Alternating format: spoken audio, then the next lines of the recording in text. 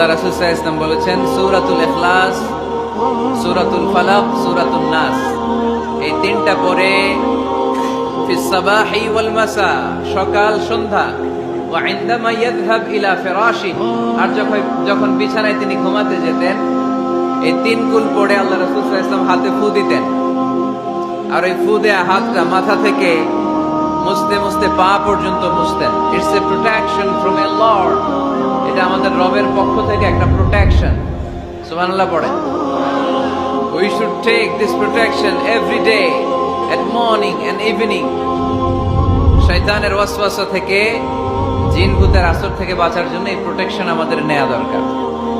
আমাদের আদরের কচি কাঁচা সোনামণিরা যারা আছে তাদেরকেও, বাচ্চাদেরকেও জিন ভূত ডিস্টার্ব করে কি করে না? করে। আমরা তাদেরকেও এগুলো শিখাইয়া দিব। এগুলোকে বলে আর রুকিয়া আল ইসলামিয়া, ইসলামী রুকিয়া। এই ঝাড়ফুঁক করা সুন্নাহ। আল্লাহ রাসূল সাল্লাল্লাহু আলাইহি ওয়াসাল্লাম নিজেও ঝাড়ফুঁক করতেন।